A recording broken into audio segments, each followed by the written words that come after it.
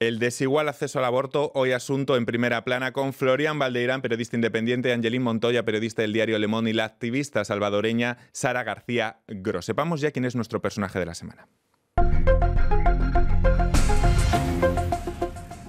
Los ultraconservadores polacos, animados por la deriva de Estados Unidos, donde desde la llegada al poder de Donald Trump han logrado varias victorias, y en guardia por el avance de la ola del feminismo global que lo sacude todo, las organizaciones antiderechos de Europa del Este han incrementado su ofensiva. En Polonia, donde estos grupos ultraconservadores tienen mucha fuerza, apoyados por el gobierno ultracatólico y nacionalista, solo se permite el aborto por violación, riesgo grave para la salud de la mujer o anomalías fetales graves.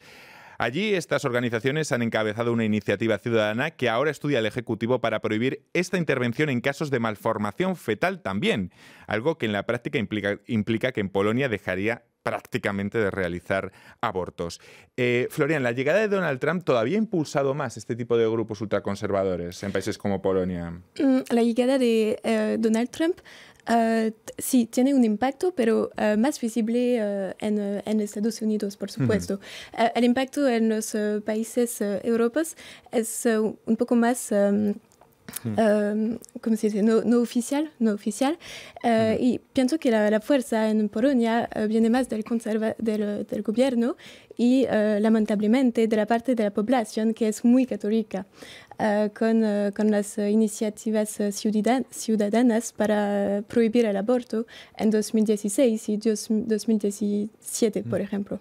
Quizá el impacto en Europa sea más leve, pero sí que hay un impacto en Estados Unidos. Por ejemplo, en el caso de Iowa, que se está comentando mucho estos días, que impulsó la ley contra el aborto más restrictiva de Estados Unidos. El Senado de Iowa aprobaba la prohibición de interrumpir el embarazo a partir de las 6 semanas de gestación.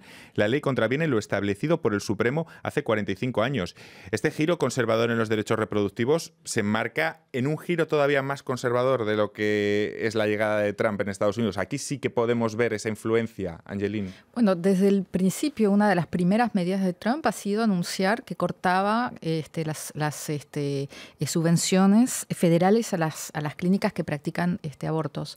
Y bueno, es lo que quiere hacer, pero ya desde que llegó bloqueó también las subvenciones a las ONGs que dan información en el extranjero sobre aborto o sobre derechos sexuales y reproductivos. Y eso ha tenido impactos en ONGs de afuera, de África, de América Latina, que dependen de esas subvenciones. Con lo cual, sí, la llegada de Trump ha tenido un efecto, y lo tiene, sobre políticas de derechos sexuales y reproductivos en Estados Unidos y en el resto del mundo.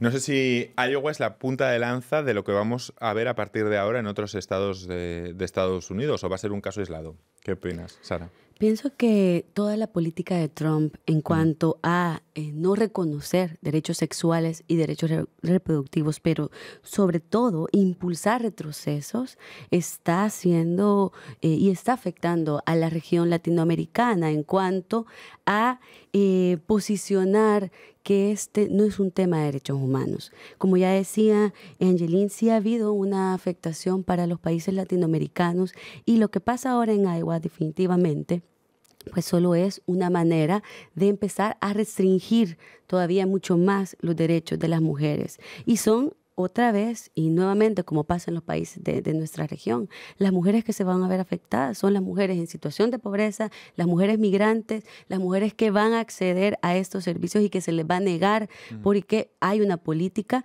que piensa que la vida de las mujeres no importa y que por tanto pues hace estas restricciones en este país.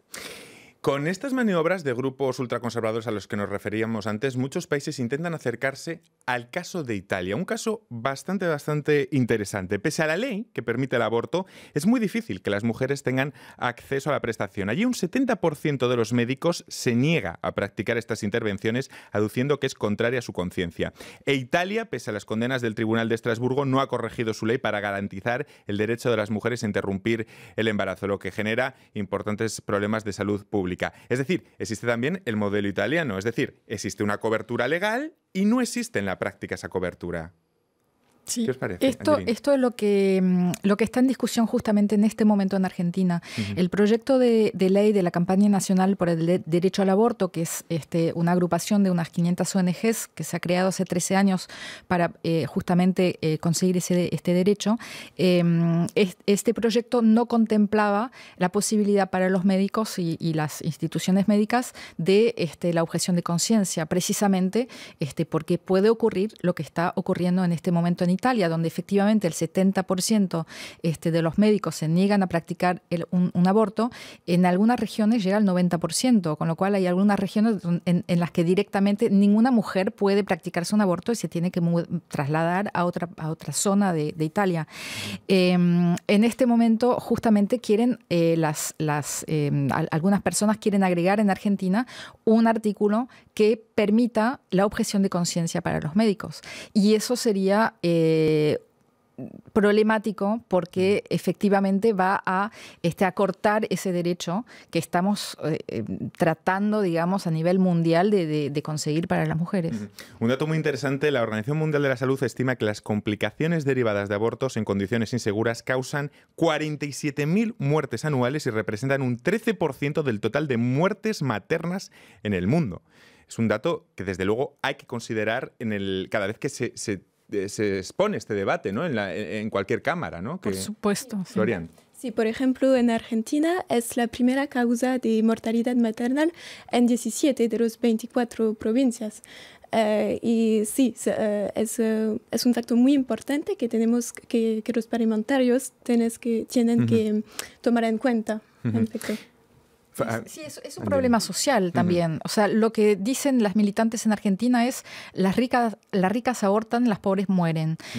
Todas abortan, todas las mujeres de todas las clases sociales abortan. Las que ponen su vida en riesgo son las mujeres que no se pueden pagar una clínica privada, que las hay, que las hay en Argentina, que hacen abortos en condiciones seguras. El aborto practicado en condiciones seguras es menos peligroso que un parto. Es solamente peligroso cuando es clandestino. Pero efectivamente acaba siendo una calidad en ese caso de bien de lujo, ¿no? Para el quien se lo pueda permitir, para la mujer que se lo pueda permitir. No sé si querías añadir algo más, sí. Sara. Cuando se genera este tipo de leyes que no permiten acceder a estos derechos, definitivamente lo que está sucediendo es violencia de Estado contra las mujeres. Es violencia porque se está generando condiciones para que las mujeres mueran, para que las mujeres se enfrenten a situaciones de criminalización. Y los estados están ignorando, y en muchos de los casos, como vemos en Centroamérica, los estados están simplemente postergando debates, están simplemente abordándolo desde perspectivas conservadoras y dejándose influir por toda una corriente fundamentalista que no está proponiendo un debate serio, científico ni laico, sino que está proponiendo un debate que tiene una connotación muy, muy restrictiva, en donde no se habla desde una perspectiva veraz y una perspectiva de derechos humanos.